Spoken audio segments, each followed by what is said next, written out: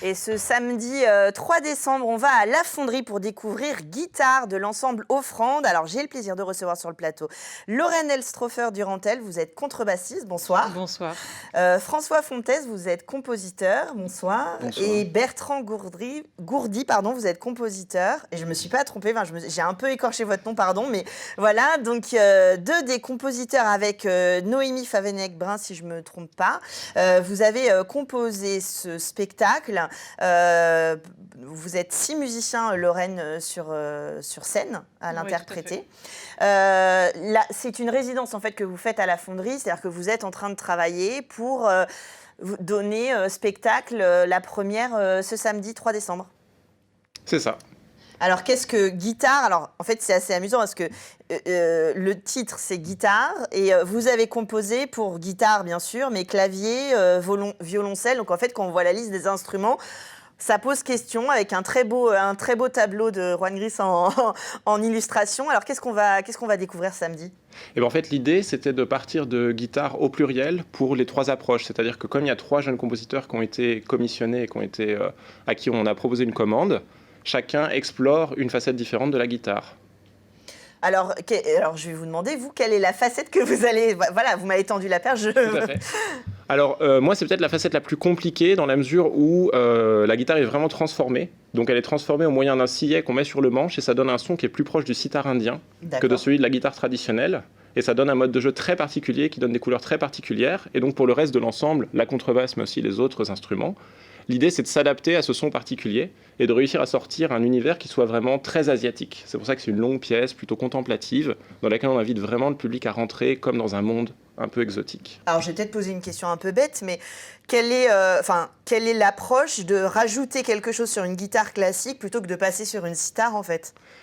C'est une très bonne question. L'idée, c'était vraiment d'explorer. C'est-à-dire qu'à partir de la guitare, en fait, on voulait plutôt repousser les contraintes de cet instrument-là, sans aller vers un instrument qui nous inviterait vraiment trop loin, dans le sens où le sitar indien, c'est d'autres modes, c'est une autre manière d'accorder. Et c'est une autre écriture aussi musicale ou... Alors, traditionnellement, c'est sans partition. Donc, ce sera encore une autre manière de communiquer avec les musiciens. Il faudrait avoir un mec qui joue le sitar, à qui il faudrait dire...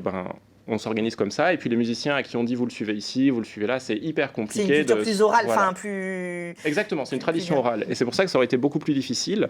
Là, on a vraiment de la chance, parce qu'on a un guitariste exceptionnel, qui arrive à suivre plein d'esthétiques différentes, et du coup, je peux le pousser très loin dans une direction, alors que François et Noémie vont complètement ailleurs.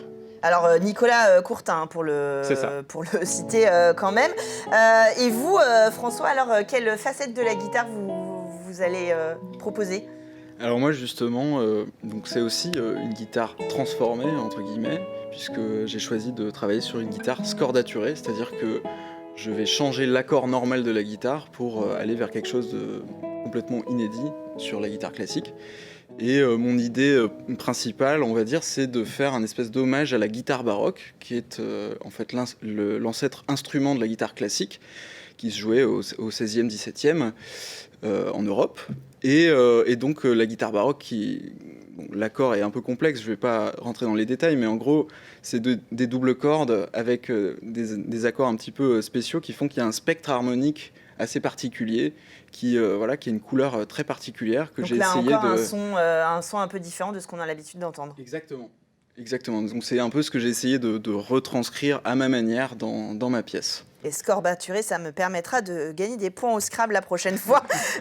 Lorraine, plus sérieusement, donc vous êtes à la contrebasse. Comment on s'approprie un tel projet? Vous êtes 3 compositeurs, donc 3 écritures différentes qui vous emmènent, si j'ai bien compris, dans des univers vraiment à la fois loufoques et inédits et intéressants, j'imagine. Comment on appréhende un tel projet?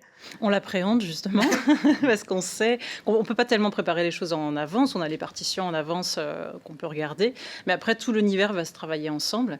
Et ces 3 compositeurs sont vraiment différents, avec des esthétiques différentes, des influences différentes. Ils ont en commun, par contre, cette envie.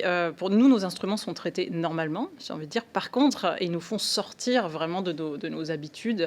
Donc, ils nous demandent de chanter, de trouver des sons très particuliers. On va rentrer dans des grandes répétitions, ce qui devient extrêmement physique sur des choses ou minimalistes ou très déployées.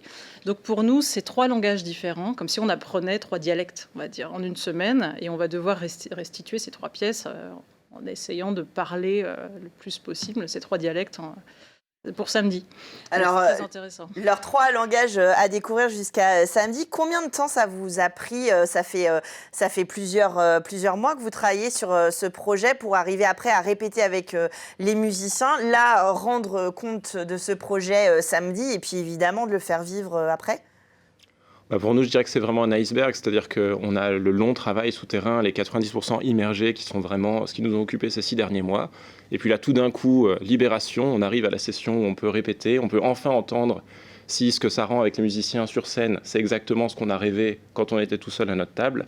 Et donc là, c'est à la fois magique et très inquiétant pour nous, parce que ça peut marcher comme ça peut ne pas marcher. Donc c'est la semaine où on essaie de tout adapter. On essaie de s'accorder sans mauvais jeu de mots. Exactement, et puis on voit comment les musiciens survivent ou non à ce qu'on leur a proposé. Il y a une espèce de négociation qui se fait aussi avec les musiciens. Alors les 6 sont toujours là, tout va bien, tout le monde est là. Ils sont toujours là, voilà, on reste amis.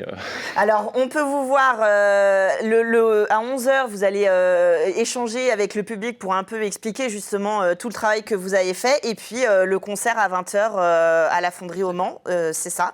Le rendez-vous est pris. Et puis, évidemment, on espère que ce spectacle ira un peu loin partout et semé un peu partout en France. Mais je rappelle donc à la Fonderie, allez les découvrir. L'ensemble Offrande, c'est 3 compositeurs qui vous proposent une pièce guitare au pluriel. Merci à vous d'être venu nous parler musique sur le plateau. Vous nous avez fait voyager, vous nous avez appris plein de trucs, en tout cas moi. Et on continue tout de suite en musique. Merci à vous et à tout de suite dans Culturel pour la suite.